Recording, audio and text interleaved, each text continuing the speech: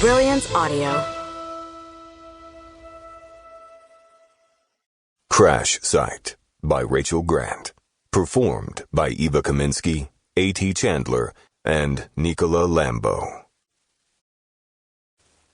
Fiona Carver had conducted fieldwork in some incredible places in the 15 years since her archaeological field school, but Ruby Island might be the most unrelentingly perfect. The island had a volcano, rainforest, both sandy and rocky beaches, lore of Spanish gold hidden in unexplored caves, and a 375-year-old star fort. The fort was her destination now, as she led a small group up the hillside to the promontory where the massive historic stone structure loomed over the vibrant turquoise Caribbean Sea. In the 1970s, a wealthy American shipping magnate leased Ruby Island from the Commonwealth of Dominica, an island nation in the Lesser Antilles.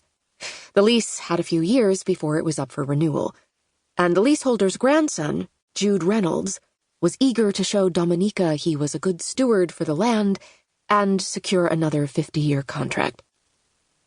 Fiona didn't blame him. If she had her own private Caribbean paradise, she wouldn't want to give it up either. They reached the top of the rise, and she could just see the much larger island of Dominica in the distance, while one of the sheer stone walls of the fort loomed above to the southeast. Laborers had been hard at work last week cleaning up and removing modern-era debris from the site. The view today was quite different from what had greeted her when she'd first hiked here 2 weeks ago, the day after she arrived on the island.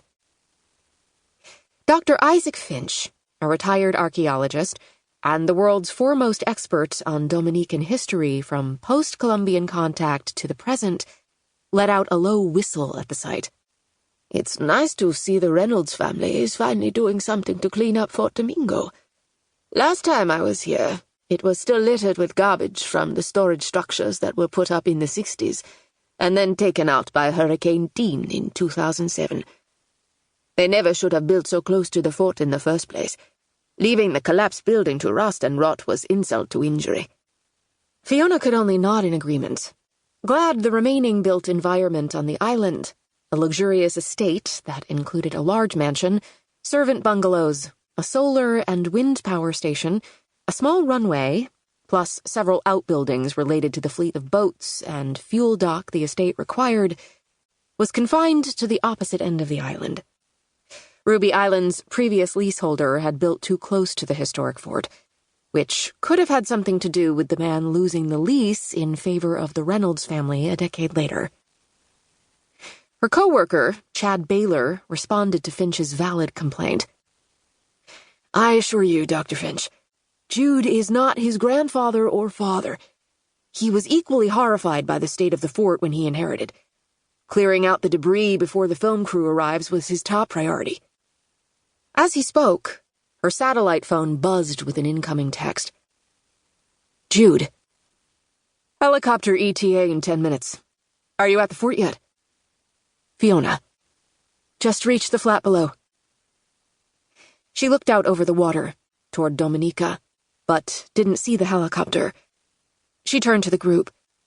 In addition to Dr. Finch, she and Chad were accompanied by Keeley Harris and Gordon Paul, representatives of the Kalinago people. The Kalinago of Dominica were the last Caribbean community known to be direct descendants of the original pre-Columbian inhabitants of the region, and they, along with Dr. Finch, were visiting Ruby Island to provide historic and cultural background for the archaeology inventory that Fiona, Chad, and another archaeologist, Sadie Tate, had been hired to do. In addition to the inventory, Jude Reynolds had also commissioned a documentary for the project, which would begin filming today, as soon as the helicopter transporting the film crew landed next to the Star Fort, approximately 10 minutes from now, according to Jude. Until they got there, Chad was acting as cameraman. He had a camera capable of filming video in HD at a cinematic aspect ratio. Or something. Fiona didn't actually know much about cameras, still or video.